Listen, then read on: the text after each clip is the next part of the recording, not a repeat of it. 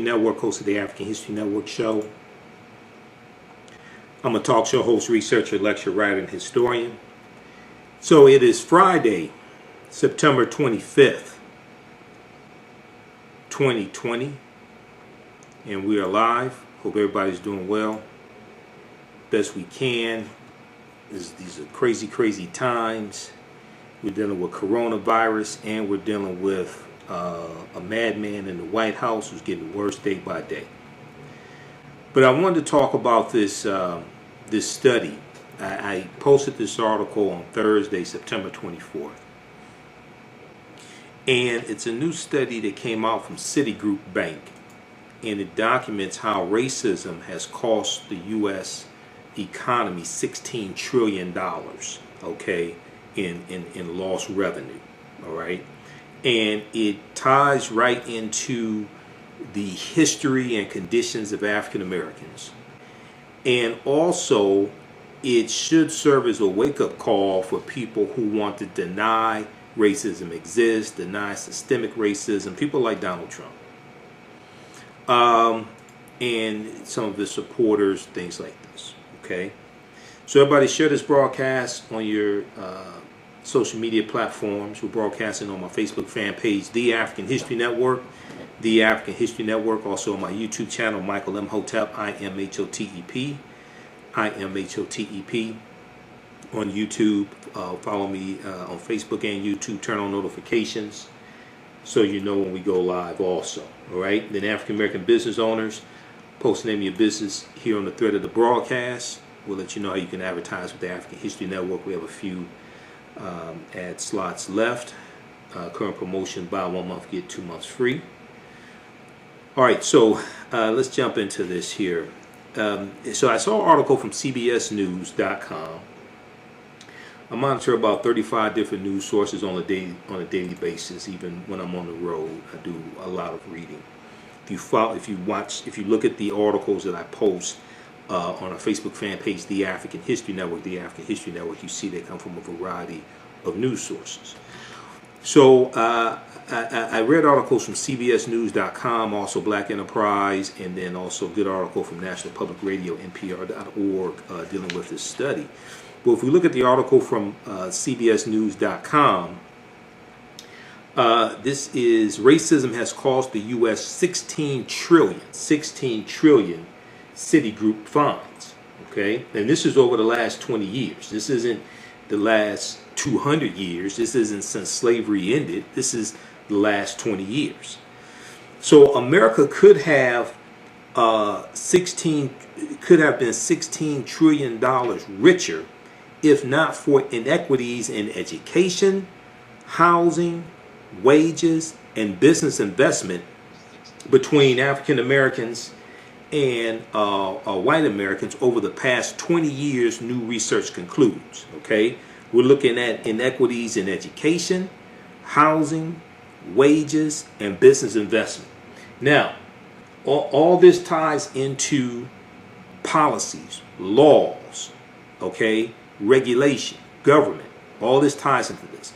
Politics is the legal distribution of scarce wealth, power, and resources, and the writing of laws, statutes, ordinances, amendments, and treaties, their adoption, interpretation, and enforcement. This is what politics is. Politics is the legal distribution of scarce wealth, power, and resources, and the writing of laws, statutes, ordinances, amendments, and treaties, their adoption, interpretation, and enforcement. When we deal with racism, contrary to popular belief, and now politics impacts every aspect of our life, from the water we drink to the air we breathe to the food we eat. And those who are all into economic empowerment, I'm all for that. My degrees in business administration with a major in marketing. I taught entrepreneurship for 7 years, managed a business consulting company for 7 years, helped people start businesses, helped people get funding for business. I managed African American owned businesses where we had contracts with the city of Detroit, county of Wayne, and the state of Michigan. So I'm very familiar with city, county, and state government, getting contracts, keeping contracts. I'm familiar with the certification process, becoming a vendor for the state of Michigan, all of that stuff. Okay? So I understand how government shapes the economy that your business operates within. All right? And all we have to do is look at what happened with Donald Trump mishandling the coronavirus pandemic, which then tanked the economy. Second quarter of 2020, the GDP, gross domestic product, dropped 32.9%, which is a record drop. It's never dropped that much in history. We saw earlier this year that the economy ended 113 consecutive months of private sector job growth. 10 years of private sector job growth, which started under President Obama, and most of it was under President Obama, ended with this unstable genius. So I'm very familiar with how laws and policies and government shapes the economy that your African American owned business operates within, or that the businesses that we work for, the corporations that we work for, are impacted by the government. That's external. Okay, when you deal with a SWOT analysis, SWOT, strengths, weaknesses, opportunities, and threats, which was a chart created by the Boston Consulting Group. This, when you study marketing, you study this. A SWOT analysis, strengths and weaknesses are things that are internal to your organization. Opportunities and threats are factors external to your organization. The economy is one of those things that's external to your organization. All right, that's just a little background in business and marketing, etc. All right, so when we look at this study, everybody share this broadcast. This is a different type of conversation than things you'll see a lot of other places. America could have been $16 trillion richer if not for inequities in education, housing, wages, and business investment between African Americans and white Americans. Okay, so all this deals with policies, all this deals with regulations, government, etc., banking regulations, redlining, things like this. So the study released this week by Citigroup. This article came out September 23rd, 2020 from CBSnews.com. The study released this week by Citigroup Bank, is the latest in a body of research that attempts to quantify the economic impact of systemic racism. This study seeks to quantify the economic impact of systemic racism. What is racism? Okay, I watch MSNBC. MSNBC is on right now. It's just muted. I watch MSNBC all day when I'm out on the road. I'm listening to MSNBC through the TuneIn radio app, or I may listen to the Black Information Network on 11:30 a.m. here in Detroit. I may listen to 9:10 a.m. Superstation because my radio show's on 9:10, so I guess I should listen to them. But oftentimes when, and especially recently, when we look at in the news and they talk about racism, they talk about Donald Trump, they talk about policies, they talk about the Breonna Taylor case, they talk about police misconduct targeting African Americans, things like this, and they talk about racism. Usually they don't define from a historical perspective what racism is. Racism is a system of advantage and privilege distributed based upon race. Racism has nothing to do with not liking people, calling people racial epithets, calling people racial slurs, things like that. That's bigotry. That's not racism. Racism is a power structure. Racism is a system of advantage and privilege distributed based upon race. Racism occurs when one race of people control the majority of the wealth, power, resources, privileges, benefits, land, access to education, access to opportunity. They control the laws, they control the government, they control the healthcare system, corporations, media, etc. This is racism when they control the majority of the wealth, power, resources, benefits, privileges, land, access to education, etc.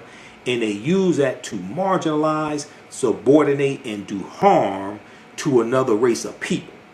This is what racism is. That don't have nothing to do with calling people racial epithets. That has nothing to do with not liking people. Okay? So we have to understand this. In the concept, in the power structure of racism comes out of the ideology of white supremacy. White supremacy is an ideology that European culture, European phenotypes, European ways of doing things is superior to other people. Okay? And this is an ideology that develops coming out of the Dark Ages, going into the Renaissance period. coming out of the 1400s going into the 1500s, when Europeans start conquering people's land, and you have Columbus, 1492, August 3rd, 1492, and landing in the Bahamas, October 12th, 1492. When you have Europeans coming out of the Dark Ages, Portugal, Spain, other European nations, and they're circumnavigating the globe, and they're conquering people's lands, and they're extracting wealth from people's lands, enslaving people, extracting the gold, extracting the silver, etc., and rebuilding Europe, because Europe had lost 1/3 to 1/4 of its people through the Black Death, the bubonic plague that hit in spurts from 1347 to 1400. The Black Death. Okay, Europe loses 1/4 to 1/3 of its population, from between 25 million to 75 million people. They had already been fighting the African Moors for hundreds of years. The African Moors are intermixing with the European population, changing the complexion of Europeans to various degrees, especially in Spain and Portugal, because they're going in from Morocco, in Spain and Portugal, or right above Morocco. When they go in originally in 711 AD, even though there were already Africans in Europe, when they go in 711 AD, it's called the Iberian Peninsula. It's not Spain and Portugal. They're going into Spain, Portugal, France, Italy, Austria, Czechoslovakia, Germany, Sicily, going to Crete. They go into all these areas, and they're intermixing with the European population and changing the complexion of Europeans. Spain and Portugal probably get it the most, and historically the Spanish and Portuguese had a darker complexion than the English, Austrian, than the English, those in Germany, those in Austria, because when you look at a map, England and Austria and Germany are farther away from Spain and Portugal, even though the Moors are there. The Moors are in France. Okay, so as Europe is coming out of the Dark Ages and gaining power, these European countries, they're rebuilding themselves. They're oppressing Africans. They're enslaving Africans, because these were the same African people they had been dealing with for hundreds of years, the Moors. They weren't coming in contact when the Portuguese go into Mauritania in 1441. And this is when we look at the beginning of the transatlantic slave trade. Usually we started in 1441 with the Portuguese going into Mauritania. That ain't the first time they were dealing with Africans. They were dealing with them for hundreds of years. The Moors. So when what we're dealing with is the purpose of racism is to preserve genetic white survival. That's what this is all about. Racism is the power structure to maldistribute wealth, power, and resources into the hands of Europeans to preserve genetic white survival. And the power structure of racism reinforces the ideology of white supremacy. The ideology of white supremacy is to preserve genetic white survival, because Europeans saw what happened for hundreds of years when Africans intermixed with Europeans. And as they started circumnavigating the globe, and they started seeing the majority of the world was not European, and when they started intermixing, when those men on those ships started intermixing with the native women, and saw that the baby wasn't white anymore in general, right? They realized over time, they had to put things in place. Otherwise, they would genetically become wiped off the face of the earth. So when we understand racism and white supremacy, they work together. They're not the same thing. Racism is the power structure. White supremacy is the ideology that gave birth to the power structure. But this is all about preserving genetic white survival.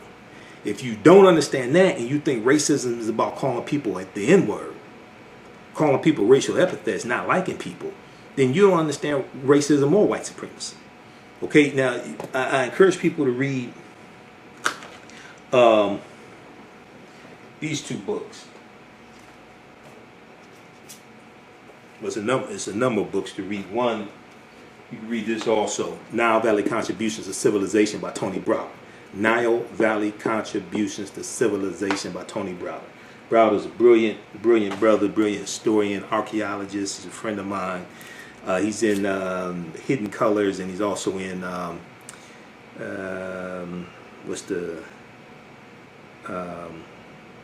Out of Darkness by director Amadeus Christ. Okay, now this right here, Golden Age of the Moor. Golden Age of the Moor. This is one of the best books dealing with the history of the Moors, edited by Dr. Ivan Van Sertima. Okay, Runoko Rashidi, who's a friend of mine, has an essay in here. Dr. Jose Pimenta Bay, who's one of the baddest scholars on the history of the Moors. All of that. This deals with this. This deals with that whole history of the Moors, 800 plus years in Europe. All right. Now this one here, this is a book by Runoko Rashidi, Black Star, the African Presence in Early Europe. Black Star, the African Presence in Early Europe. And this deals with, this is probably like kind of an updated version of Golden Age of the Moor. A lot of color pictures in here. But this deals with the history of these African Moors. You look at this picture right here, page 92. A Moor in chains, 17th century in Prague, Czechoslovakia. The Moors in Czechoslovakia. They're in Austria. They're in Germany. I mean, when we look at the name Schwarzenegger, Schwarz means dark or swarthy. Neger is Austrian and German for Negro. Okay, Schwarzenegger means, it can mean either the dark plowman or the dark Negro. Dr. Jose Pimenta Bay broke this down in one of his lectures dealing with the history of the Moors in Spain. But the Moors are in Austria and Germany. Austria and Germany are right next to each other. So when we look at Arnold Schwarzenegger, Arnold Schwarzenegger was from where? Austria. The Moors are all throughout Austria. Saint Maurice. Saint Maurice was a Moor who became the patron saint to Germany. Okay? Saint Maurice, he was a Christian and he was martyred. Saint Maurice. But when you go study this, Alessandro de Medici. Alessandro de Medici.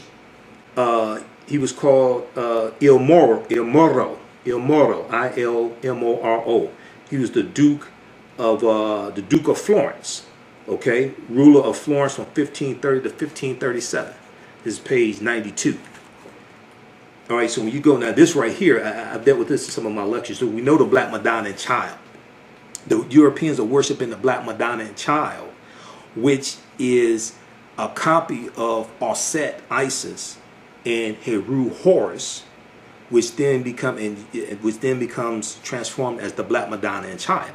Okay, they're worshiping that even before the Moors go in. But you still have the statues of the Black Madonna and Child in Czechoslovakia and Poland and things like this. France, they still have those statues there. But this right here, this is the national flag of Sardinia.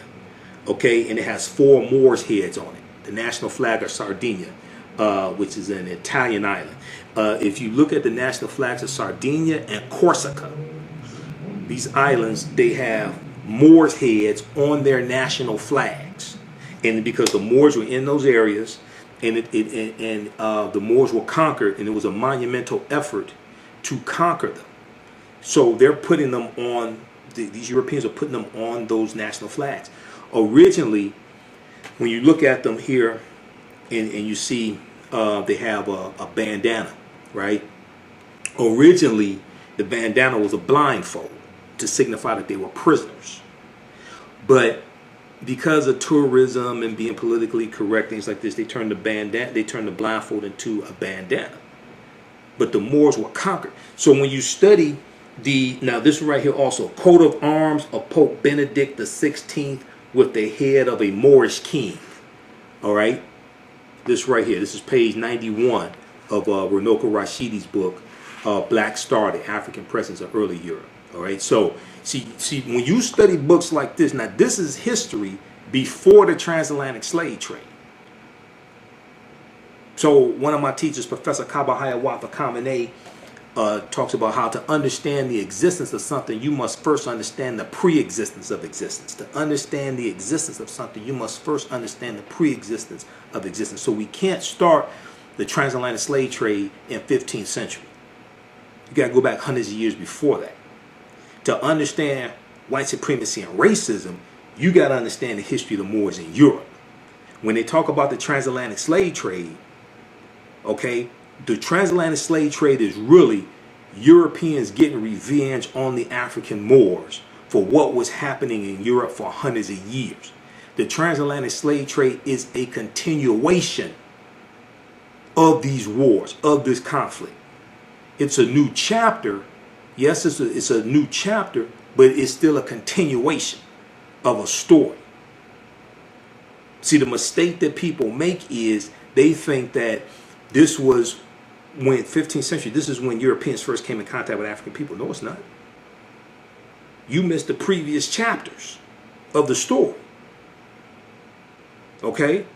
So then you get into the stratification of humanity into races. You deal with people like Dr. Johann Friedrich Blumenbach, who coined the term Caucasian in 1779. You deal with people like Dr. Carl von Linnaeus, things like this. And these people are stratifying humanity into what we call races based upon geographical origins, based upon phenotype, hair texture, skin colors.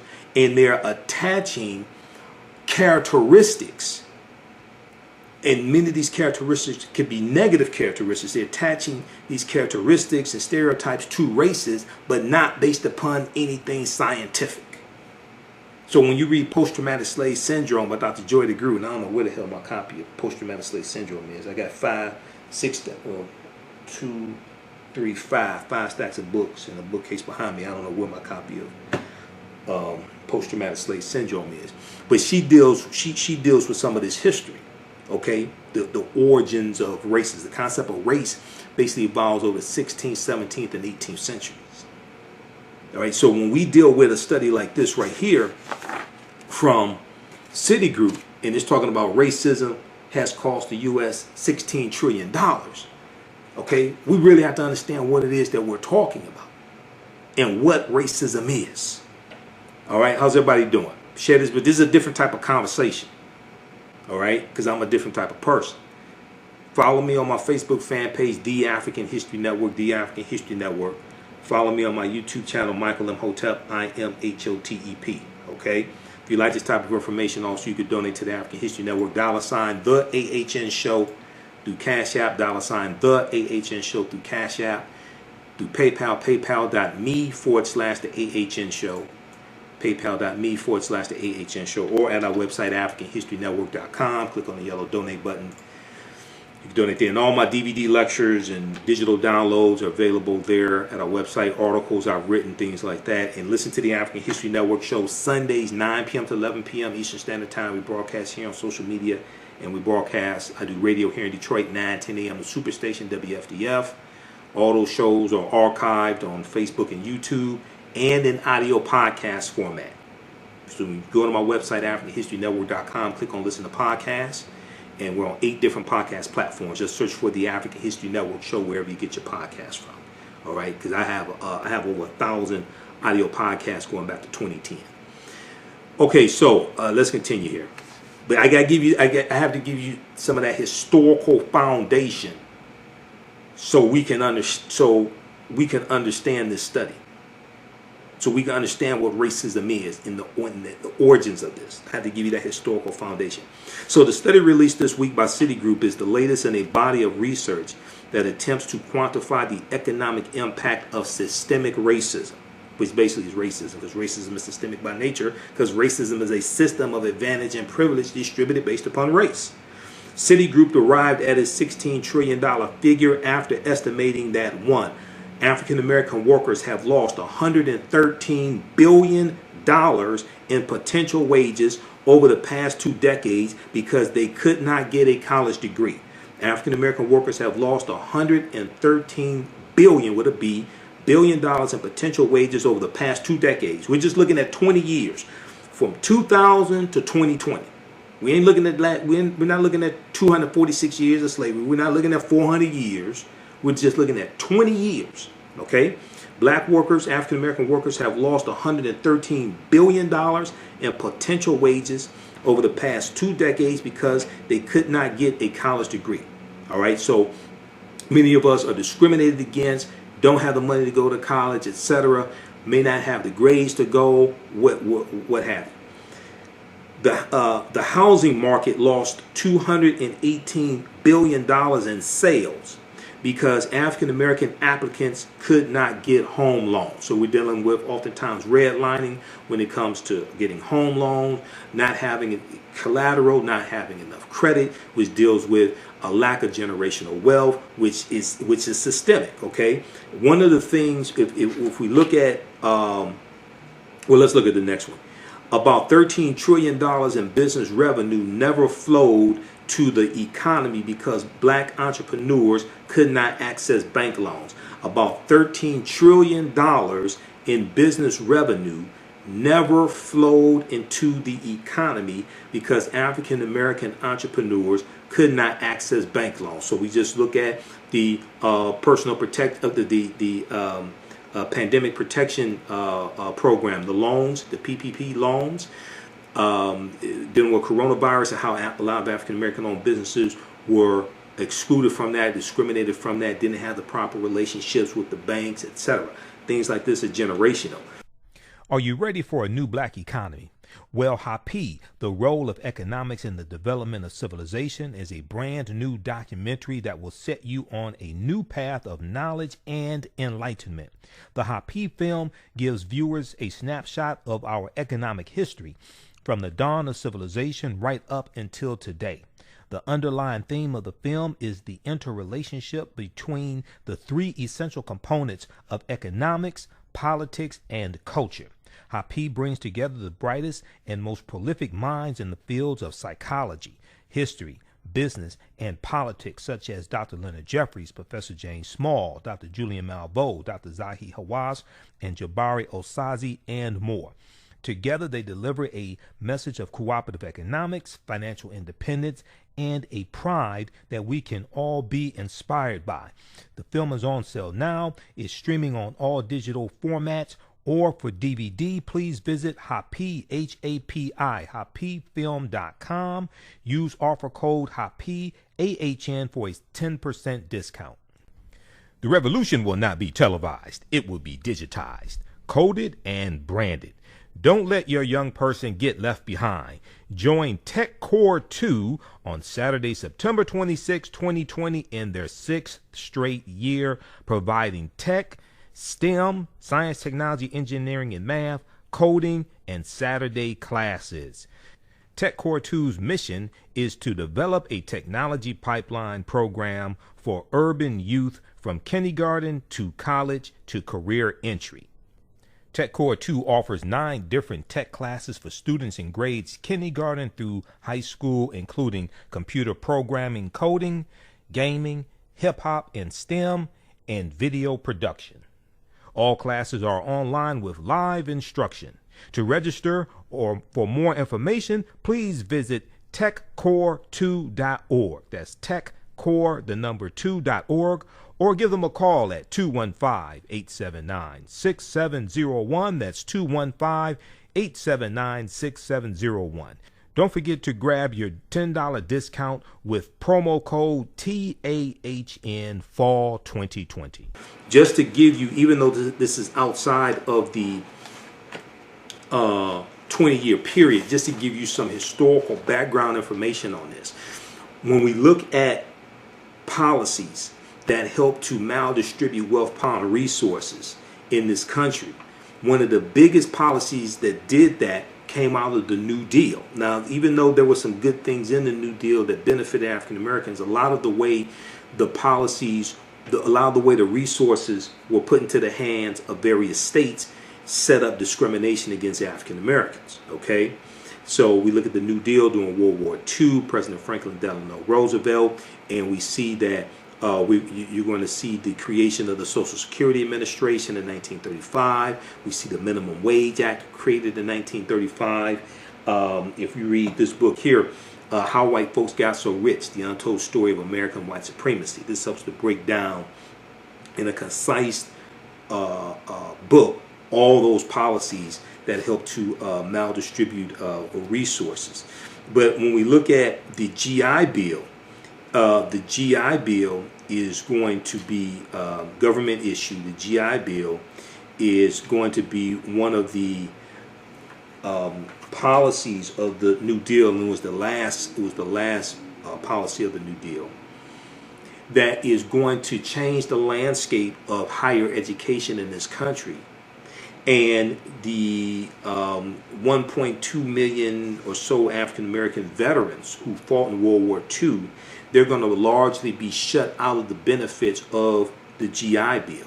The GI Bill is going to allow these white men who are veterans, is going to allow them to get low interest loans to go to college, to start businesses, and to buy homes.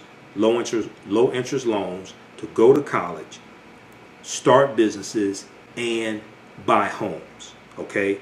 Oftentimes when we think about the GI Bill, we just think about going to college. It was three main things. African American soldiers, the veterans, are largely going to be discriminated against and taking advantage of these benefits that, one, they earned, two, their taxpayer dollars help subsidize and create opportunities for white men. So then, because of the Federal Housing Act of about 1949, the Federal Housing Act of 1949, which also allowed white people to put 3% down on low interest loans and get houses built out in the suburbs that are being formed after World War II. World War II ends in 1945. These men are coming back home, having children. This starts the baby boomer generation. Okay, now these men need more space to live in. They need to buy homes. They're having a family. The suburbs are being formed, and houses are being built out in the suburbs. Resources are being taken away from the inner city. The deindustrialization of the inner city starts, and factories and businesses are being moved out of the inner city into the newly formed suburbs. African Americans try to get loans to move out to the suburbs. We're running into the redlining. Redlining was created by the Homeowners Loan Corporation. The Homeowners Loan Corporation was a government entity created in 1933. Redlining is going to be created after that. Some sources say 1934, some sources say 1937. All right? So what happens is, with redlining, properties and areas of a city were shaded with different color shading. The properties that were looked at as good investments to make loans on, they were shaded in green. Properties that were looked at as bad investment, high risk, they were shaded in red. Well, a lot of the property in the inner city where many of us live was shaded in red. When we try to go get loans out in the newly formed suburbs, we're discriminated against. We're blocked from getting those loans.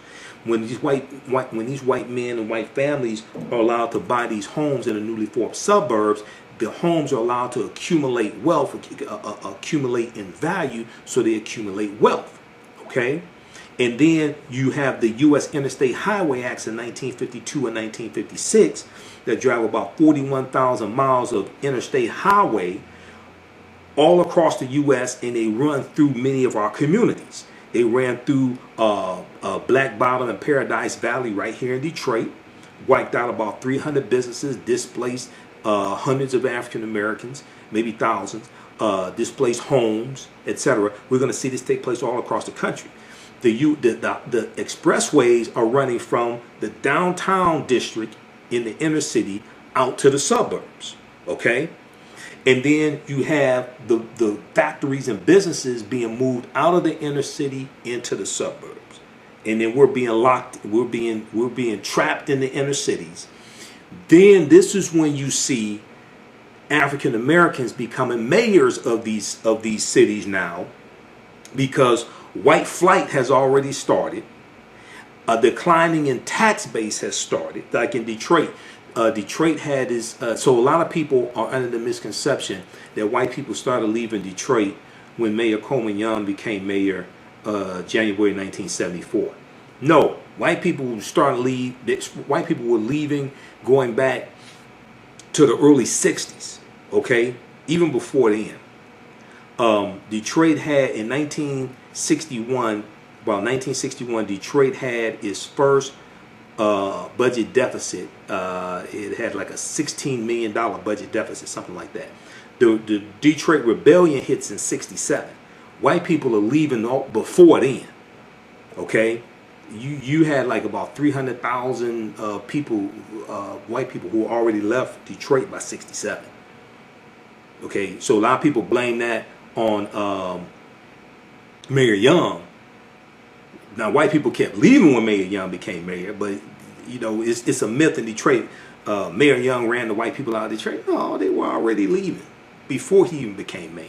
They were already leaving. All right, but what happens is because of white flight and African Americans being trapped, quote unquote, trapped in the inner cities, so to speak. Then African Americans become mayors and get on city council, things like this, right? And then a lot of those African American mayors, then they get blamed for the conditions that they inherited. Now, some of them made mistakes, etc. You know, but there was a good article from Marilyn Katz, K-A-T-Z. Marilyn Katz wrote an article for InTheseTimes.com. Okay, and the name of this article was The Myth of Black Misleadership. The Myth of Black Misleadership. And what she she goes through and lays out this history, like what happened to Detroit. And the same thing that happened in Detroit happened to other major cities, with the white flight, African American mayors taking over, things like this. But she said that when these African American mayors took over these cities, okay, and African American city council members, things like this, those cities were already on life support. See, the myth is, it was because the cities were in those conditions because of black mayors. In general, no. The cities were on life support when they became mayor. And there was a declining, eroding tax base. And the factories and the corporations are moving out of the inner city. Okay? And then drugs move in, crack cocaine, things like this, even before crack heroin. But drugs move in, and they tend to fill a vacuum of economic opportunity, so to speak. Read this article from blackpast.org, Redlining 1937. Redlining 1937, which deals with the history of redlining. The origin of the term redlining stems from the policies developed by the Homeowners Loan Corporation, HOLC, created in 1933 by the Franklin Roosevelt administration to reduce home foreclosures during the Great Depression, and then institutionalized by the 1937 U.S. Housing Act, which established the Federal Housing Association. Okay, so read this. This gives you some background history. I don't have time to get deep into it, so I'm going to try to keep this short. All this deals with policy. Politics is the legal distribution of scarce wealth, power, and resources, and the writing of laws, statutes, ordinances, amendments, and treaties, their adoption, interpretation, and enforcement. All this deals with laws and policies. All right, and it was public policy. Now, a lot of people listen to Dr. Claude Anderson. Dr. Claude Anderson is one of my teachers. I've listened to him. I've known him for years. I heard Dr. Claude Anderson say back about 94, 95, he was speaking at, I think, Fred Price's church. He said it was public policy that put us in this predicament. It's going to be public policy that takes us out of this predicament. Economic empowerment is part of it. It's not going to be economic empowerment that gets us out of this, because it wasn't economic empowerment that put us in this predicament. A lot of people, economic empowerment is important, but we're not in this predicament because of lack of economic empowerment. We're in this predicament because of public policy. The solution to bad public policy is not economic empowerment. Solution to bad public policy is to fire the people that wrote the bad laws, run better candidates, and change the policies, change the laws. Because that's what put you in this predicament. I'm all for economic empowerment. I understand it better than most people. That's the maldistribution of wealth, power, and resources was not because of lack of economic empowerment. Because even at the height of economic empowerment in this country, in about 1910, when African Americans owned almost 16 million acres of land, still probably about half of us were poor, living in poverty. It's the policies, it's the laws Economic empowerment is important, but this, once again, people are oftentimes people may prescribe the right prescription for the wrong illness. The solution to bad public policies is not economic empowerment. I repeat, the solution to bad public policies is not economic empowerment. The solution to bad public policies is to fire the people who wrote the bad public policies and keep writing them, run better candidates, and change the policies that are doing you harm. Economic empowerment is part of it, but no, that's a misunderstanding of history. That's like if people break in your front door and are shooting at you, you go to the back door and start shooting. Well, you're shooting, but you ain't shooting in the right direction. So, and once again, policies and laws shape the environment that your business operates within. So it's both. When I teach, and Professor James Small and Dr. Leonard Jeffries teach, they deal with what's called the pyramid principle. The foundation of the pyramid principle is African history and culture. African history and culture gives us our VIPs, our values, our interests, and our principles. It gives us a cultural paradigm that we see reality through. It helps to shape our culture. It gives us a cultural paradigm that we see reality through. The two sides of the pyramid are economic empowerment and political empowerment. We have to have a synthesis of all three of those. It's not just one. Economic empowerment ain't a substitute for politics. Politics shapes your economic empowerment. And then when you deal with businesses, right? Business structures are legal structures shaped by government. LLC, limited liability company, S corporation, a partnership, sole proprietorship. That's all dealing with government. When you set up a business and you register your business with your state, and you choose your business name, you set up an LLC, you go to your state's website. That's government. Then you go to irs.gov and you get your EIN number, employer identification number. That's government for your business. Then once you get that, then you can go to the bank and set up a bank account in the business name, and they're regulated by the government. Federal Depository Insurance Corporation. That's government. Government regulates your business and shapes the economy that your business operates within. All right, let's continue. So we have to understand how all this connects. A lot of times people are just dealing with one aspect of it. No, we have to have a synthesis. Dr. Leonard Jeffries talks about how we have to have a synthesis of all of this. Professor James Small deals with how we have to have a synthesis of all three of these. African history and culture, which gives us our VIPs, our values, our interests, and our principles. And it also influences how we engage in economics, because see, we have a deep, rich history of cooperative economics, the co-ops. So when you read this book here, Collective Courage by Dr. Jessica Gordon Emhart. Now, when I was at Wayne State's business school, because my degree is in business administration, I went to business school. We learned white business principles. We didn't learn this.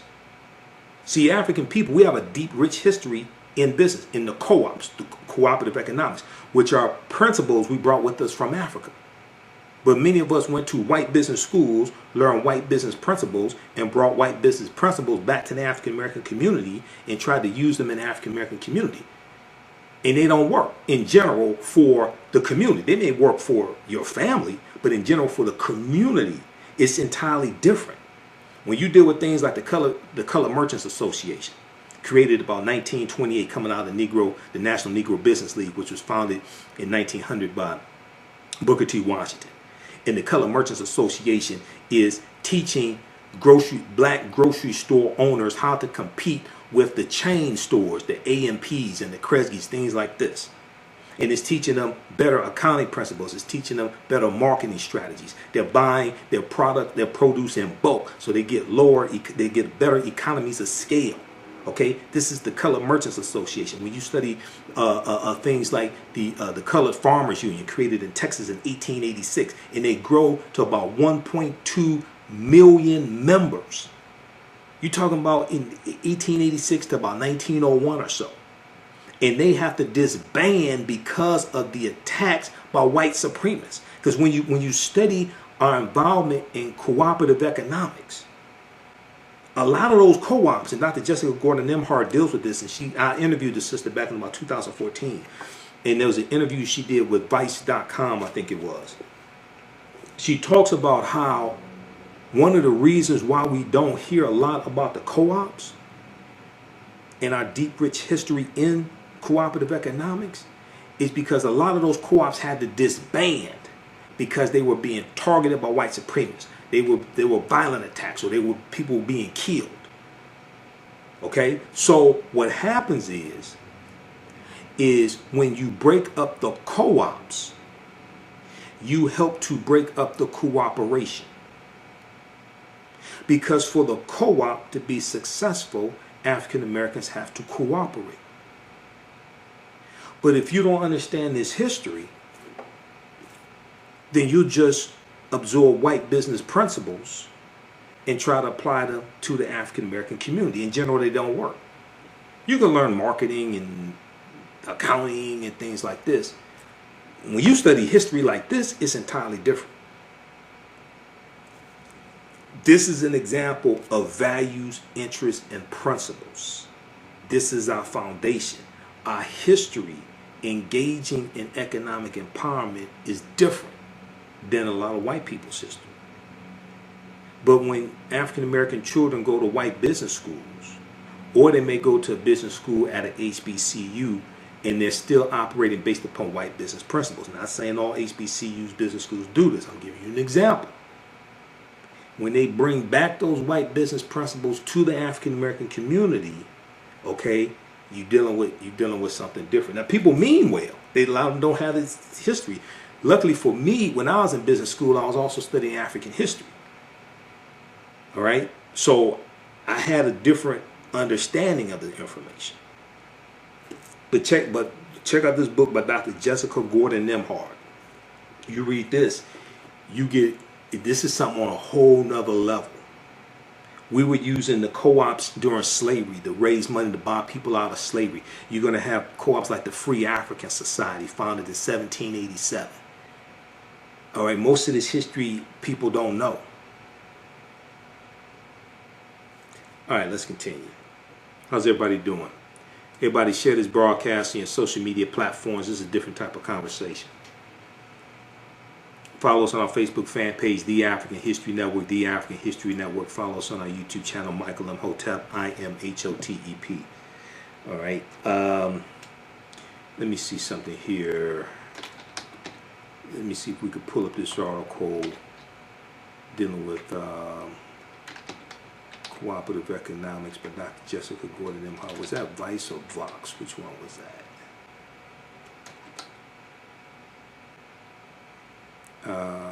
Let's see here. Okay, I'll pull it up.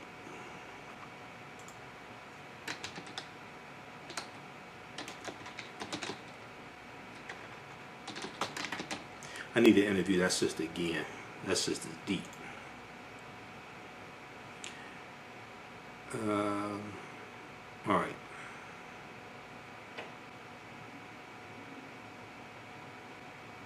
Okay, let's continue here. I'll try to find this article. All right, so back to this article from CBS.com. Racism has cost the U.S. $16 trillion. Racism has cost the U.S. $16 trillion. Now, Donald Trump, when he was interviewed by Bob Woodward, at first he didn't want it. He denied that systemic racism existed. Then he said if it does exist, it doesn't exist as much as other countries, things like this. He still downplayed the significance of systemic racism, just like he played down or downplayed the severity of the coronavirus. Okay, so I guess he wants to keep it on the down low. Is he like a big fan of R. Kelly or something? I don't know what that's about. How black co-ops can fight institutional racism. This is an interview with Dr. Jessica Gordon-Nemhard. How black co-ops can fight institutional racism. We talked with Dr. Jessica Gordon-Nemhard, an expert on cooperative economics, about the ways that blacks can join together through a capitalistic enterprise and create social change. We'll post I think this is the right, this is the right article. We'll post this link here. Check this out. This is from Vice.com. This is the one I was thinking about. Just briefly here in this article, Vice.com asked a question in the interview. Everyone kind of understands what co-ops are, but can you give me a hard definition? She said businesses that practice cooperative economics are owned by a collective of the people. One of the best examples are credit unions. That's one of the best examples that exist today. You have food co-ops, and I'm a member of Black Securities Food Network here in Detroit. Brother Malik Yakini and his group. But credit unions, the members are owners. The people who have accounts with credit unions, they're members. They're owners of the credit union also. Businesses that practice cooperative economics are owned by a collective of people. The important part is that the people are not owning it for the purpose of making a profit, but for the purpose of satisfying a need or addressing a problem. Satisfying a need or addressing a problem. Another unique piece is the democratic governing structure. Everybody who owns it has one vote regardless of how much money they put into it. If you choose to put more money into that enterprise, that's your choice, and you can get a return. But your ability to make the decisions for the enterprise are equal to anyone else's. It's a way to democratize and make more grassroots ownership possible. All right. Now, let me see. Okay, so she talks about satisfying a need as opposed to making money. She was asked the question: how do co-ops function in a capitalistic system? How do co-ops function in a capitalistic system? All right. She said, we have examples all over the world, and sometimes how that looks is it's a small enterprise that allows smaller individuals to compete. She said, take a group like Land of Lakes, which is one of the largest agricultural corporations. So Land of Lakes, like Land of Lakes butter. Okay, it is actually a cooperative of dairy farmers that all own Land of Lakes together equally. It is actually a cooperative of dairy farmers that all own Land of Lakes together equally. And Land of Lakes buys its milk and produces all the dairy products. So the co-op has the factories, does all the production, does all the marketing, handles the business side. That frees the farmers up to do their dairy farming, knowing that they have a market. Individually, they would not be able to afford a production plant or afford all the advertising. Let me repeat this. Individually, these farmers, these are white farmers.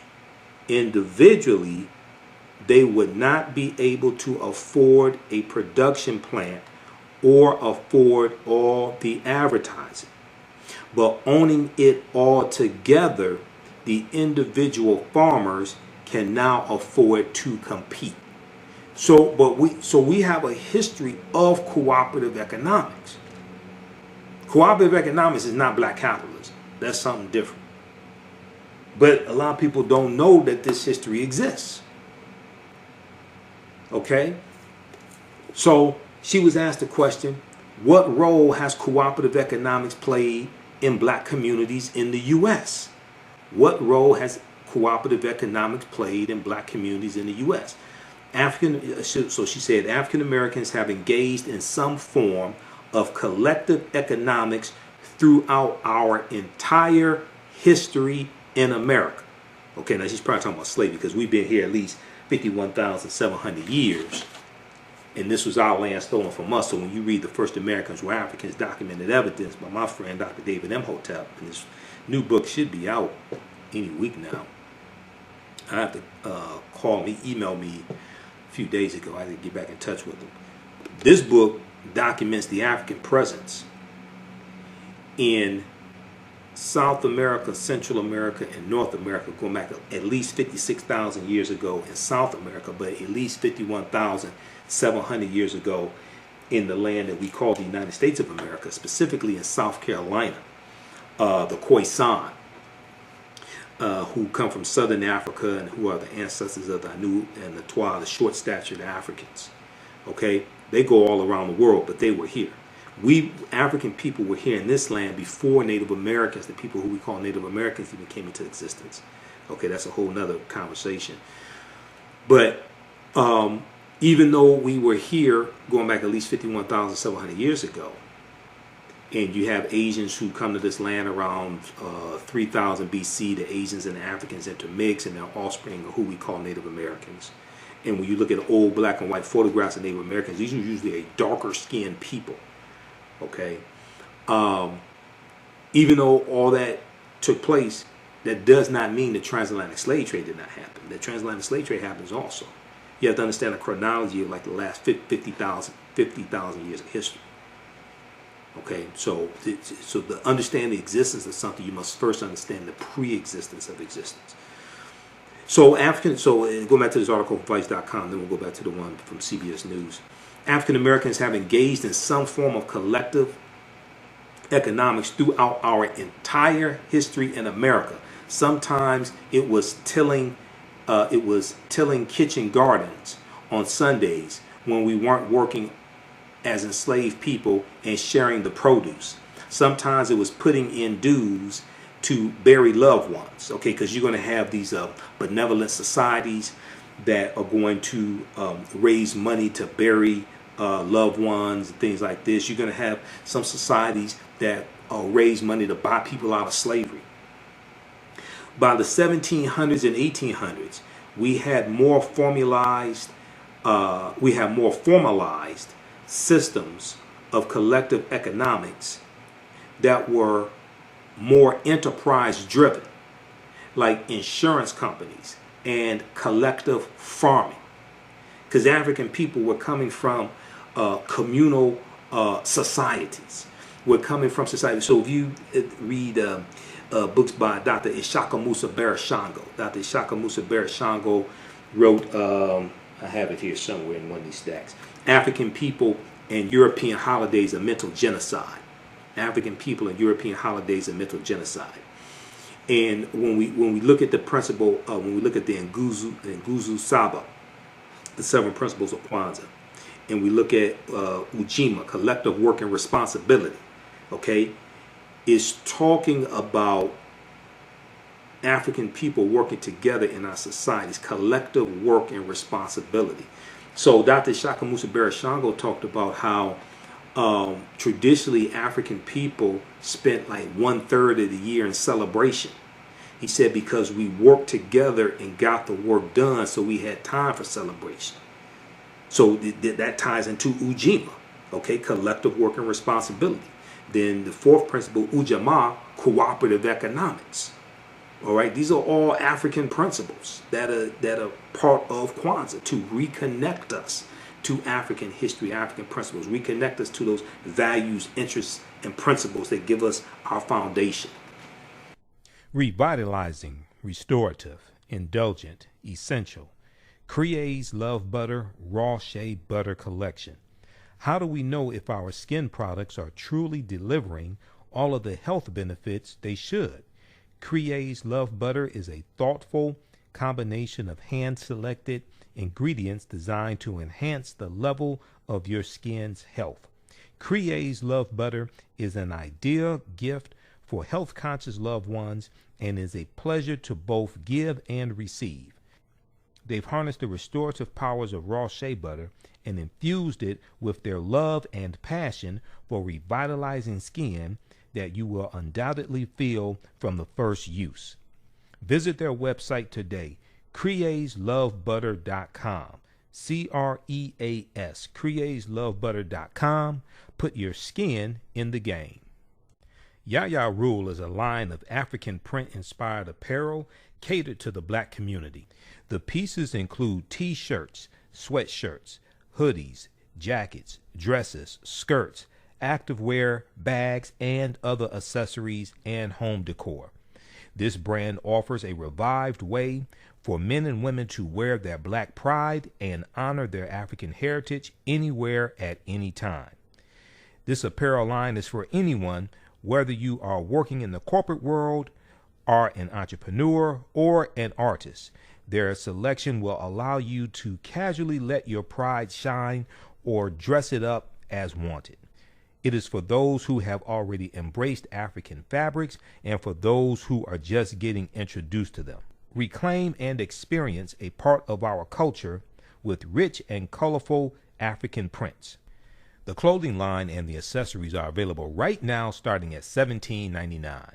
For more information on the new items and accessories, visit yayarule.com. So by the 1700s and 1800s, we had more formalized systems of collective economics that were more enterprise driven, like insurance companies and collective farming. Eventually, we had collective grocery stores, credit unions, and health care. Grocery stores. Now, I live in Detroit. Now, I don't know about anybody else around the country, right? All the black people I know eat every day, or at least try to eat every day, want to eat every day. I don't know what y'all do around the country, okay? If we can't figure out how to have collective grocery stores, when that is part of our history, then I don't know what the hell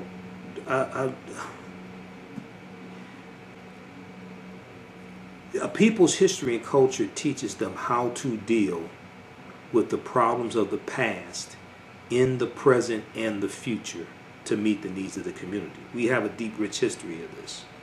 We have a deep, rich history of the collective grocery stores. We have to tap into that history.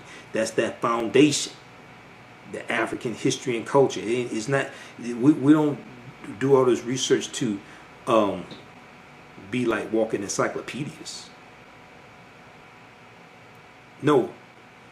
Your thoughts create feelings, your feelings create actions and behaviors, your actions and behaviors create results. So we have to tap into this to understand how do we deal with these problems in the past and be able to take things farther than our ancestors were able to take them. By the 1700s and 1800s, we had more formalized systems of collective economics that were more enterprise driven, like insurance companies and collective farming. Eventually, we had collective grocery stores, credit unions, and health care. Europeans eventually recognized the model around 1844, and it formally came to the U.S. Blacks then started forming official co-ops in the 1860s and 1870s. By the 1880s, labor unions were actually helping workers to start their own co-ops, and African Americans were involved in that too. So she was asked the question, did co-ops play a role in the civil rights movement? She said it was what I call a silent partner to the movement. It was what I call a silent partner to the movement. This was done by African Americans partly to survive outside of U.S. capitalism, which was so exploitive. It was also a way to create independence and wealth so we could be more politically active.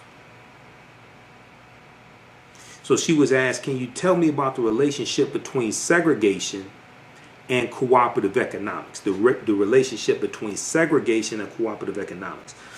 Dr. Jessica Gordon-Nemhard said, one of the things we learn when we study cooperative economics is the stronger co-ops have members who have a strong sense of camaraderie. Okay, camaraderie. She says, so how do you find people who already have that feeling and get them to do co-ops? For African Americans, sometimes it was already being involved in church or an activity that made you want to do more for your community. Sometimes it was because they had nothing and they pulled together just to survive. And sometimes they were already politically active. And then they realized being politically active made them economically vulnerable.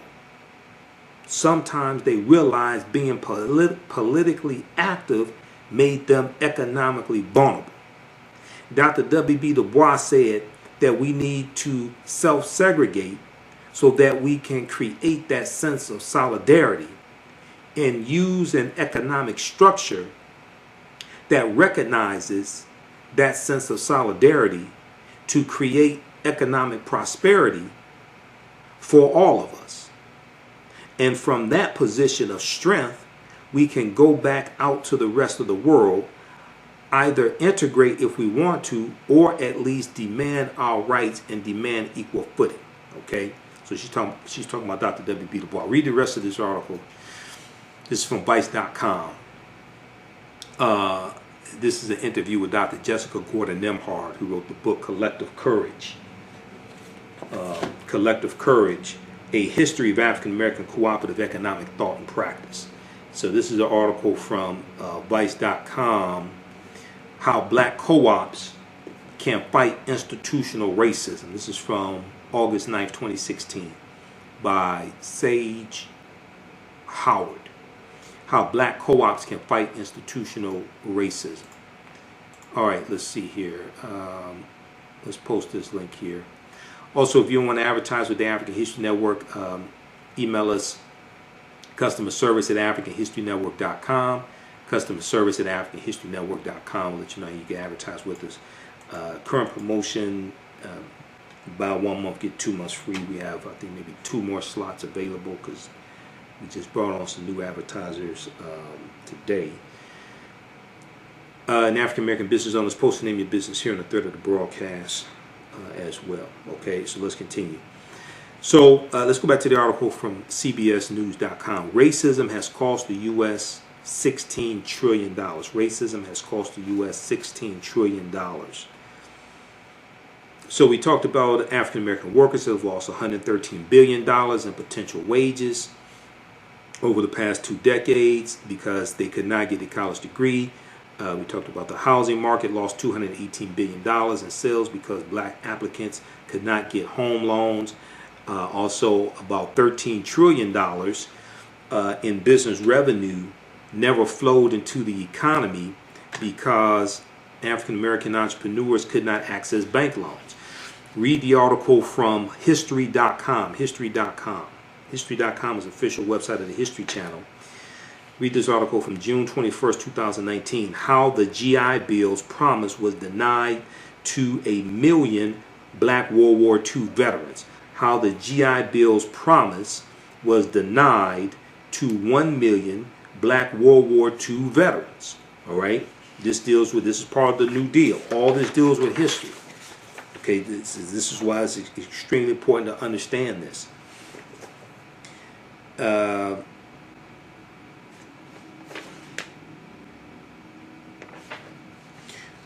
When it talks about the GI Bill's effect on black veterans, just to give you some background information on this, this is page 2 of this article. From the start, black veterans had trouble securing the GI Bill's benefits. Some could not access benefits because they had not been given an honorable discharge from the military, and a much larger number of African American veterans were discharged dishonorably than their white counterparts.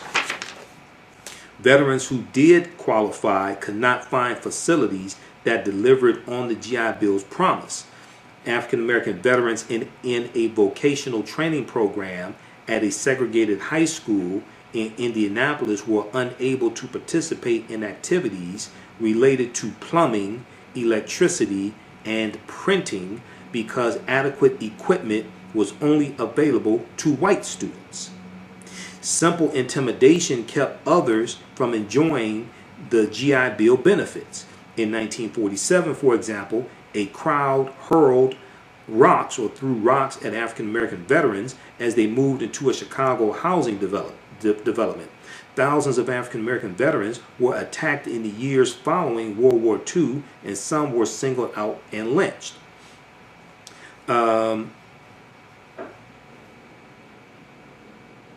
Okay, so read the rest of this. It talks about redlining, a white post-war housing boom, and redlining in black neighborhoods. The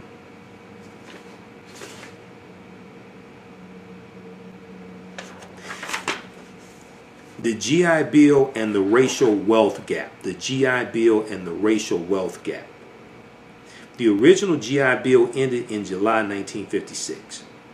By that time, nearly 8 million World War II veterans had received education or training, and 4.3 million home loans worth $33 billion had been handed out. But African American veterans had been left behind, as employment, college attendance, and wealth surged for whites. Disparities with their African American counterparts not only continued but widened. Disparities with their African American counterparts not only continued but widened. There was, writes a writer named Katz Nelson, quote, no greater instrument for widening an already huge racial gap in post-war America than the GI Bill, end quote. Today, a stark wealth gap between African American and white Americans persists. The median wealth for white Americans is about $171,000. For African American households, the median household wealth is just $17,100, about 1/10. The legacy of the GI Bill is still at work, and for African American families, its negative impact could linger for years to come. This was public policy. This was public policy that increased the racial wealth gap. Okay? It's going to be public policy that closes it. I'm all for economic empowerment. But that ain't what caused this. This was government. This was laws. This was policies. I'm all for economic empowerment and us doing business with one another and the 5-story building. I'm all for all that. That ain't what caused this. So we have to be very clear on this. All right. So read that article, and then you can also read FDR signs GI Bill. FDR signs GI Bill as well. From history.com. That was June 22nd, 1944. That's when it was signed. All right, so let's go back to the article from CBS.com.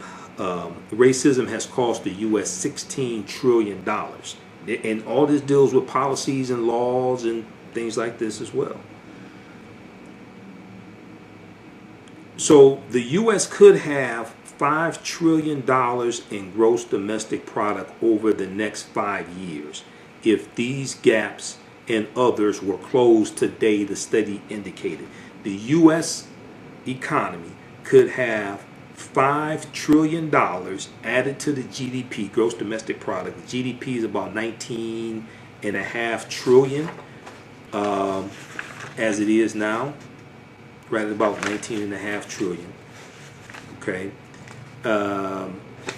So, yeah, U.S. GDP total $19.5 trillion last year in 2019. Now we know it dropped 32.9% in the second quarter of this year because of this dumbass in the White House who has no clue what he's doing.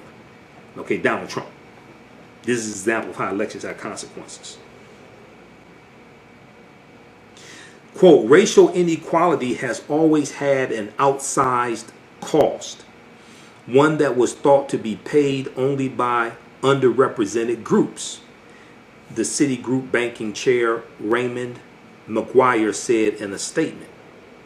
He went on to say, quote, what this report underscores is that this tariff is levied on all of us, end quote. What this report underscores is that this tariff is levied on all of us. So this deals with how everybody pays the cost of racism because of the loss in the economic impact on the economy. $16 trillion lost. Federal Reserve data show that white households' net worth grew 43% to $61,200. They must be talking about average net worth because that's not the median net worth. Median is a statistical measure where 50% of the population is below a certain point and 50% of the population is above a certain point. That's the median. This looks like the average. Federal Reserve data showed that white households' net worth grew 43% to $61,200 between 1995 and 2016. Between 1995 and 2016. While it remained flat at $35,400 for African American families. Moody's Investor Service found that 44% of African American households owned their homes in 2019. 44%. Compared with 74% of white households. There's a 30% gap dealing with home ownership. Okay? So this is why home ownership is so important. So this is why you hear a lot of talk right now. This is not an endorsement, but if you watch my Sunday night show, we've been going through breaking down Joe Biden's plan to empower Black America. It's in 6 parts. So we've been past 5 weeks. We've been going through breaking it down. It's a 22-page agenda for the African American community. We've been going through page by page, policy by policy, breaking it down. One of the things that they're focusing on is increasing the rate of home ownership for African Americans. Okay, and right now with this coronavirus pandemic, African Americans are more vulnerable to being evicted when it comes to renting because a lower percentage of African American households are owners. Okay, and if you own your home, if you have some positive equity in your home, you can possibly tap into that positive equity, get a line of credit or something like that, use that as resources, okay, to weather the storm. But also, if you are a home owner, it's going to, in general, it's going to take longer for you to be thrown out of your house if you own it than if you just rent it in general. Okay. So this has wide-ranging ramifications. So the study also highlights the, quote, real costs of long-standing discrimination against minority groups, especially against African Americans, and particularly in the U.S., Citigroup economist Catherine Mann said in a statement. A McKinsey study released in 2019 explored how these and other inequities have reduced the nation's wealth. The McKinsey study from 2019 explored how these and other inequities have reduced the nation's wealth. So when Donald Trump talks about make America great again, notice he doesn't talk about these inequities. Usually he doesn't talk about the gap in home ownership rates for African Americans, unless when he's lying about it, saying oh, is an increase in home ownership. He doesn't talk about the fact that African American women make 61 or 62% for every dollar that the average white male makes. It'll take the average African American woman loses almost $1 million in lost earnings over her working career. If we look at the article from blackenterprise.com, Black Enterprise has an article dealing with this. And the average African American woman loses, it'll take from, when they look at from age, the average African American woman would have, it takes her 20 months to make the same amount of money that the average white male makes in 12 months. This is what Black Women's Equal Pay Day is all about. Okay, so I find it interesting that Trump doesn't want to address these inequities. You listen to him, he doesn't want to address these inequities. He doesn't want to address why is the African American unemployment rate usually double that of the white unemployment rate.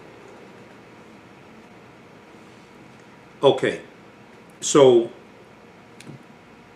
a McKinsey study released in 2019 explored how these and other inequities have reduced the nation's wealth. The nation's GDP, which is the total value of goods and services, could be up to 6% higher by 2028. Could be up to 6% higher by 2028 if the racial wealth gap is closed. The consulting firm concluded. Lawmakers must pass targeted policies. Now, this is what the article says. And this is citing the study. Lawmakers must pass targeted policies that boost household income for Black Americans in order to address the issue, McKinsey said. Okay? Lawmakers, because all this is dealing with policies and laws. I'm all for economic empowerment, but that ain't that.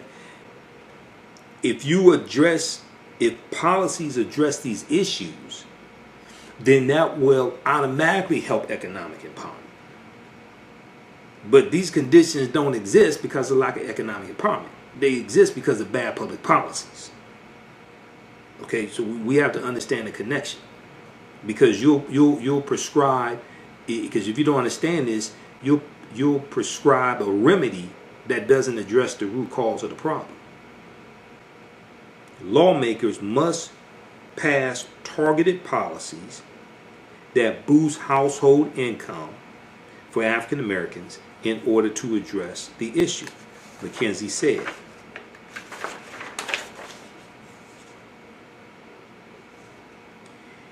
Quote, the country has over $1 trillion to gain from the effort, end quote. Now, incarceration rates among African Americans, voter suppression efforts, and conscious bias in hiring all play a role in hindering the U.S. from making strides in closing this gap. So it's showing the impact that racism, implicit bias, and things like this is having on America, how it is harming America. Some people will go along with racism because they think it just benefits them. It's showing how this is harming everybody in lost revenue for the economy. Separately, the financial giant Citigroup on Wednesday said it would direct $1 billion toward helping closing the racial wealth gap, including investing $550 million over the next 3 years in encouraging home ownership for people of color. All right. I hope most of it's going to African Americans. All right. Another $50 million will go toward capital investments for African American entrepreneurs. Another $50 million, will go toward capital investments for African American entrepreneurs. All right. Now, if we look quickly here at the article from NPR.org, National Public Radio, cost of racism, U.S. economy lost $16 trillion because of discrimination, bank says, September 23rd, 2020. They lay out some of the things they lay out. They lay out 4 key racial gaps between African Americans and white Americans. $13 trillion lost in potential business revenue because of discriminatory lending to African American entrepreneurs, with an estimated 6.1 million jobs not generated as a result. An estimated 6.1 million jobs not generated as a result. Now, at the beginning, I talked about how racism is a system of advantage and privilege distributed based upon race. Okay? What this shows is how if you are fair and if you level the playing field, how this will benefit the economy overall. an estimated 6.1 million jobs not generated as a result. Next, 2.7 trillion in income lost because of disparities in wages suffered by African Americans. $2.7 trillion in income lost because of disparities in wages by African Americans. Because if we have more disposable income, we're going to spend it. We'll spend it with African American owned businesses. Most of it, with 97% of our dollars, we spend with people that don't look like us. But it will also help the overall economy. That helps the stock market. It helps the balance sheets, the profit margins of corporations, etc. All right. If we look at the article from blackenterprise.com, black women lose out over $1 million in their careers to the wage gap. Black women lose out over $1 million in their careers to the wage gap. And this is from 2019, October 17, 2019. And they talk about how at this time African American women make 61 cents for every dollar that the average white male makes. But they also deal with how even at the PhD level, how African American women only make 60 cents for every dollar that their white male counterparts make. Okay, and they're dealing with this huge, how the average African American woman loses almost $1 million in her working working career from age. They look at from like about age in her 40-year career. Okay, they're looking from age 20 to about age 60. A black woman will lose out on $946,120 over a 40-year career if she continues to make 61 cents on the dollar that every white man makes due to the wage gap analysis by the National Women's Law Center shows. And we see African American men make about 79 cents for every dollar that the average white male makes. If we go back to the article from NPR.org, $218 billion lost over the past 2 decades because of discrimination in providing housing credit. $218 billion lost over the past 2 decades because of discrimination in providing housing credit.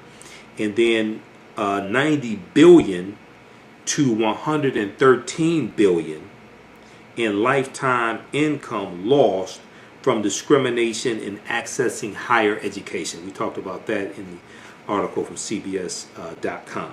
Okay, lost income from discrimination in accessing higher education. So what this shows is how racism is hurting everybody, and it's going to be policies, laws and policies that address this. Okay, I'm all for economic empowerment, but that ain't what caused this. Gain knowledge in minutes with Blacklist Ed. Blacklist Ed is an app that provides insightful summaries of books pertaining to the Black experience. As Black people, we know the importance of reading books to discover our incredible contributions to world history, to uplift our self-esteem, and to empower ourselves for our relentless fight for social justice. Unfortunately, with our busy lives, it feels like there is never enough time to read a book. Fortunately, there's a solution.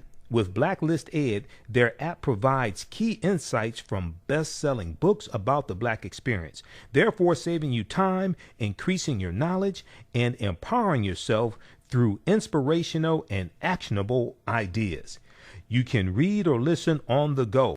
Start your free trial today by going to blacklisted.com. That's black without the C, BLAK. Or you can download the Blacklist Ed app from the App Store or Google Play. Blacklist Ed, empower yourself. September is Life Insurance Awareness Month, and Yolanda Spivey at Michael Whitney and Associates wants you to know that this is the best time right now to shop for life insurance. There are many plans available that fit everyone's budget and lifestyle. Right now, due to COVID-19, some companies are not requiring any medical exams to qualify. Leave your loved ones a will and not a bill. Contact Yolanda Spivey today at 1-833-289-2525. That's 1-833-BUY-BLACK, BLAK. Also visit mwhitney.com. That's mwhitney.com. You can email her at life@mwhitney.com, and also visit her website, theblackInsuranceNetwork.com, theblackInsuranceNetwork.com. Leave your loved ones a will and not a bill. Look at the, let's see, I think it was one of the, oh yeah, this right here. One of the policies that needs to be looked at and incorporated, and you know, on my Sunday night show, we'll go through Biden's plan. He has a lot of good things in his plan. I've read it 3 times. It addresses redlining, addresses increasing the percentage of African American homeowners. There's a lot of good things. It deals with environmental justice, criminal justice reform. There's a lot of good things in it. And it's much better than Donald Trump's anti-black agenda also. So you can compare the two if you like. One of the policies that needs to be revisited and actually implemented is the results of the Kerner Commission report from 1968. The National Advisory Commission on Civil Disorders, which was commissioned, it was announced July 28, 1967 by President Lyndon Johnson. And this was designed to address the rebellions that were taking place across the country. And it was it was headed up by Governor Otto Kerner, who's the governor of Illinois. And they surveyed 23 cities, and they wanted to ask 3 questions when it came to the rebellions, okay? Because this was right after the Detroit Rebellion ended in '67. They wanted to look at 3 questions: what happened when they talk about the rebellions? What happened? Why did it happen? And what can be done to prevent racial disturbances in the future? Okay, if you read this article from blackpast.org, okay, it deals with it's called National Advisory Commission on Civil Disorders, 1967 Kerner Commission, National Advisory Commission on Civil Disorders. All right, how's everybody doing? Everybody share this broadcast on your social media platforms. Invite your friends to tune in. Also, if you like this type of information, you can donate to the African History Network, $ the AHN Show through Cash App, $ the AHN Show through Cash App, also through PayPal, paypal.me/the AHN Show, paypal.me/the AHN Show. But very quickly here, they want to look at what can be done to prevent racial disturbances in the future. In order to answer these questions, the Commission surveyed 23 cities across the nation which experienced a racial rebellion.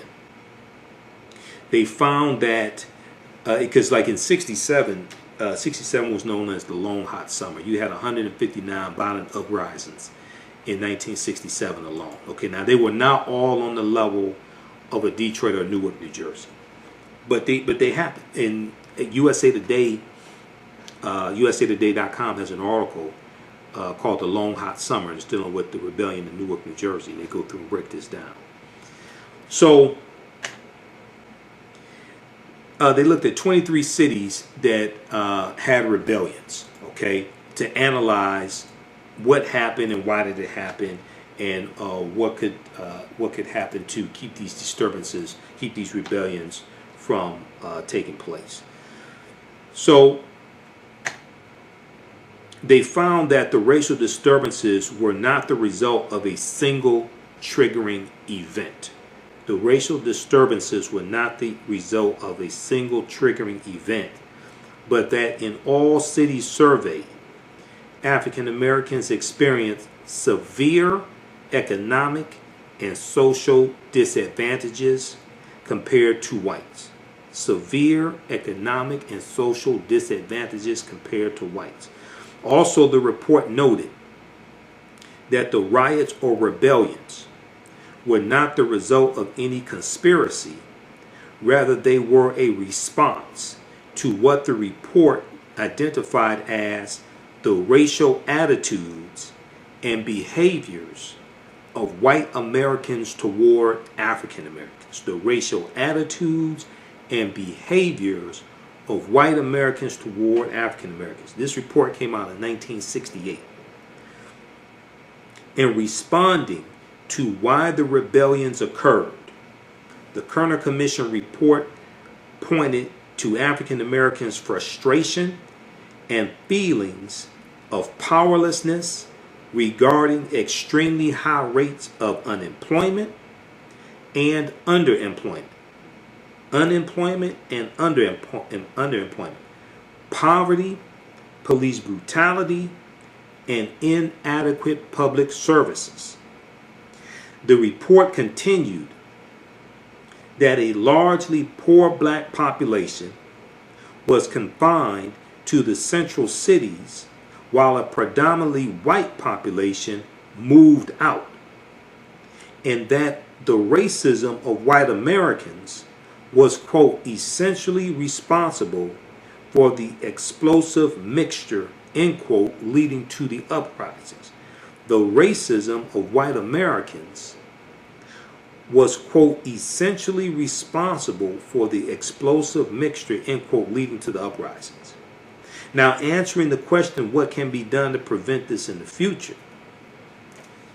The Kerner Commission report suggested that the federal government intervene to improve housing, improve education, improve employment opportunities, and social services for African Americans. Also, to dismantle discriminatory practices in education. Dismantle discriminatory practices in education, employment, the police force, and criminal court systems. Now, when we look at the report from Citigroup, the report from Citigroup is talking about over the last 20 years, $16 trillion lost to the U.S. economy because of inequities in education, housing, wages, and business investments in the African American community.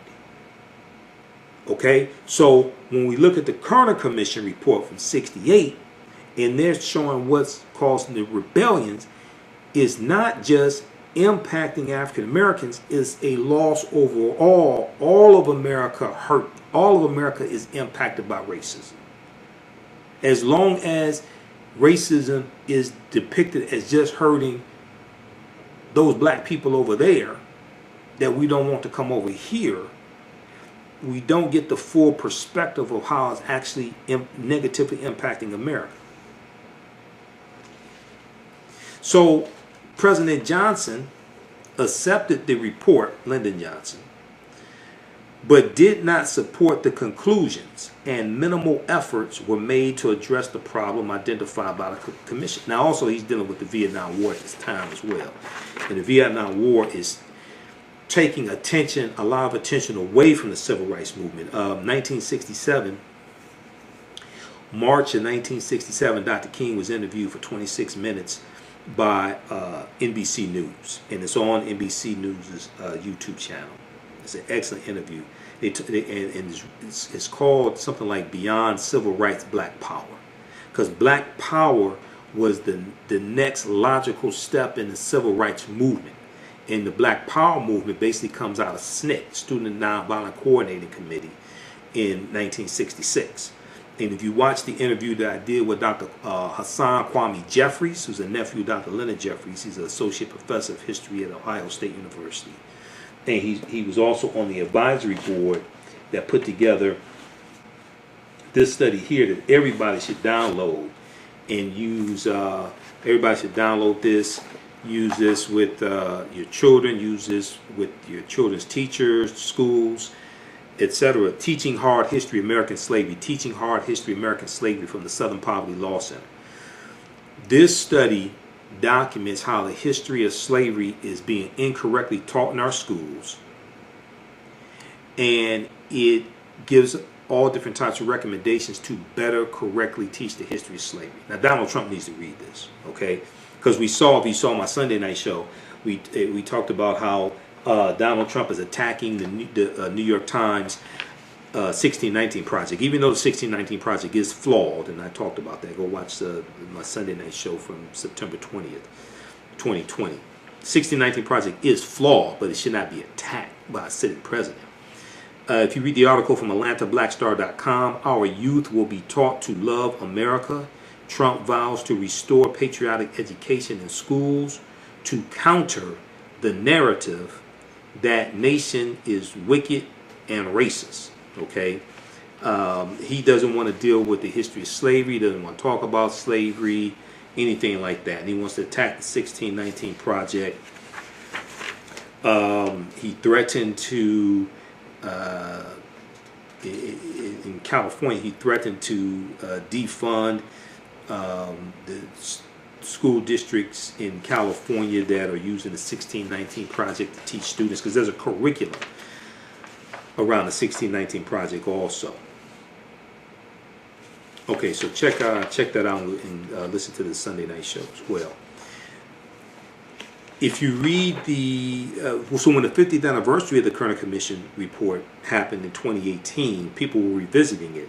Read this article from WashingtonPost.com, No Progress for African Americans on Home Ownership, Unemployment, and Incarceration in 50 Years. No progress for African Americans on home ownership, unemployment, and incarceration in 50 years. This is from February 26, 2018. And it's looking at, now you have to understand what happened in the past 50 years, because things go up, things go down, etc. But it's comparing the results of the Kerner Commission report in 68 to what's taking place in 2018 also. Okay. All right. Let's see here.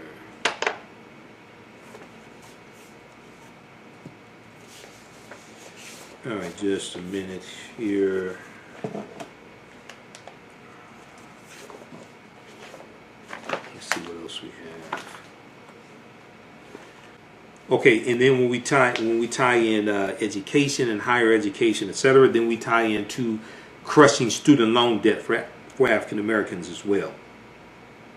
If we read their article from CBSNews.com, November 15th, 2019, student loan debt weighs heavier on black borrowers. Fed says Federal Reserve student loan debt weighs heavier on black borrowers. So when you have presidential candidates and those in the U.S. Senate and House of Representatives talking about student loan forgiveness, that's huge for African Americans. That will help to relieve a lot of debt from African Americans, African American families, increase our credit ratings.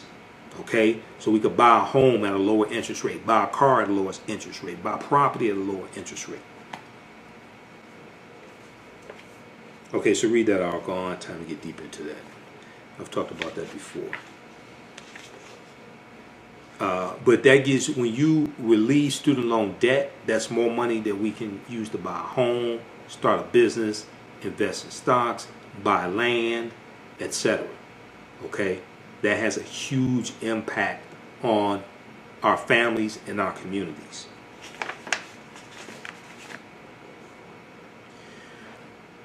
All right, so we're going to wrap it up with that. That's enough. Follow me on my Facebook fan page, The African History Network, The African History Network, and also my YouTube channel, Michael Imhotep, IMHOTEP. Follow me on Instagram, Michael Imhotep on Instagram, and The AHN Show, The AHN Show on Twitter. Okay? African American business owners, email us at customerservice@africanhistorynetwork.com. Customerservice@africanhistorynetwork.com. We'll let you know how you can advertise with the African History Network, a current promotion. Buy 1 month, get 2 months free. We have a couple more slots left for that. Okay. And you've seen some of the interviews I've done dealing with the film Hapi, the role of economic development in African civilization. Speaking of Dr. Leonard Jeffries and Professor James Small, these are two of my teachers. They're in this film. Are you ready for the new black economy? Well, Happy is a brand new documentary that will set you on a path of knowledge and enlightenment. The Happy film gives viewers a snapshot of our economic history from the dawn of civilization right up until today. Happy brings together the brightest and most prolific minds in the fields of psychology, history, business, and politics. Professor James Small, Dr. Leonard Jeffries, Dr. Julian Malveaux. Together they deliver a message of cooperative economics, financial independence, and a pride that we can all be inspired by. It's on sale now is streaming on all digital formats, or for DVD, please visit the website happyfilm.com, H-A-P-I, happyfilm.com. Use offer code HAPPY, AHN for 10% off, H-A-P-I, AHN for 10% off. And they have online screenings of it also periodically. So when you go to the website, it lets you know when the latest screening is. I actually moderated a panel discussion with some of the cast members. It was a private online panel discussion for people who purchased tickets for an online screening of it. Okay, so that was a really, really good panel discussion. We dealt with a lot of history, dealt with ancient Kemet, ancient Egypt. I mean, we dealt with a lot. Hopefully they'll make it available. It's from the director Takid Grant, Brother Takid Grant. All right, so look, we're going to get out of here. Also, you can donate to the African History Network, $ the AHN Show through Cash App, $ the AHN Show through Cash App, and through PayPal, paypal.me/the AHN Show. Also, just keep doing the research, stay on the air, finance our Sunday night show. Remember, at the African History Network, we focus on educating, empowering, and inspiring people of African descent throughout the diaspora and around the world, because right knowledge corrects wrong behavior. What you do for yourself, what you do to yourself, and what you allow other people to do to you and get away with is based upon what you think about yourself. What you think about yourself is based upon what you have been taught about yourself. What you've been taught about yourself is based upon everything you've read, heard, and seen about yourself. So when you control the radius of a man's thoughts, you can control the circumference of his actions, because the mind can't do or teach what it doesn't know. Also, listen to our audio podcasts as well. We're on 8 different podcast platforms: Castbox, iTunes, Stitcher, TuneIn Radio. So search for the African History Network Show wherever you get your podcast from.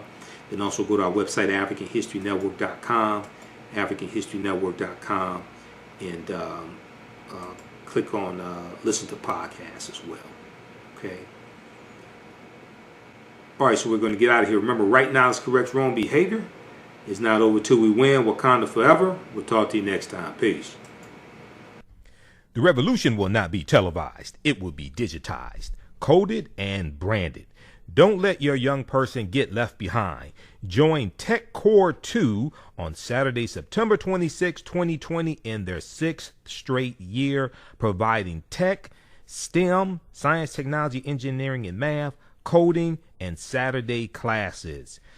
Tech Core 2's mission is to develop a technology pipeline program for urban youth from kindergarten to college to career entry. Tech Core 2 offers 9 different tech classes for students in grades kindergarten through high school, including computer programming, coding, gaming, hip-hop and STEM, and video production. All classes are online with live instruction. To register or for more information, please visit techcore2.org. That's techcore2.org, or give them a call at 215-879-6701. That's 215-879-6701.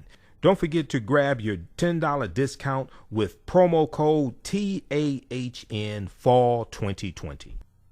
The books Ivy and Catalina Visit Sellville and Brooklyn Softball Adventures are from authors Sidney Carujo, Brooklyn Carujo, and Shanine Dials Carujo. In Ivy and Catalina Visit Sellville, readers will join Ivy and Catalina as they tour the small town of Sellville with their grandparents to learn about the world of science. The girls will learn about the structures and functions of the cell. This book provides great analogies that make learning about the cell easy for kids. The book Brooklyn Softball Adventures takes readers on the journey with Brooklyn through her first 2 seasons of playing softball. Through facing adversity, Brooklyn and her teammates build their confidence and learn to love the game. The book encourages children to try new things and never accept defeat. Ivy and Catalina Visit Sellville is by Sidney Carujo and Shanine Dials Carujo. And Brooklyn's Softball Adventures is by Brooklyn Carujo and Shanine Dials Carujo. Both books are available right now at Amazon.com, BarnesandNoble.com, BooksAMillion.com, and Target.com. Are you ready for a new black economy? Well, Happy, the role of economics in the development of civilization, is a brand new documentary that will set you on a new path of knowledge and enlightenment. The Happy film gives viewers a snapshot of our economic history from the dawn of civilization right up until today. The underlying theme of the film is the interrelationship between the 3 essential components of economics, politics, and culture. Happy brings together the brightest and most prolific minds in the fields of psychology, history, business, and politics, such as Dr. Leonard Jeffries, Professor James Small, Dr. Julian Malveaux, Dr. Zahi Hawass, and Jabari Osazi, and more. Together, they deliver a message of cooperative economics, financial independence, and a pride that we can all be inspired by. The film is on sale now. It's streaming on all digital formats. Or for DVD, please visit Happy, H-A-P-I, happyfilm.com. Use offer code HAPPY, AHN for a 10%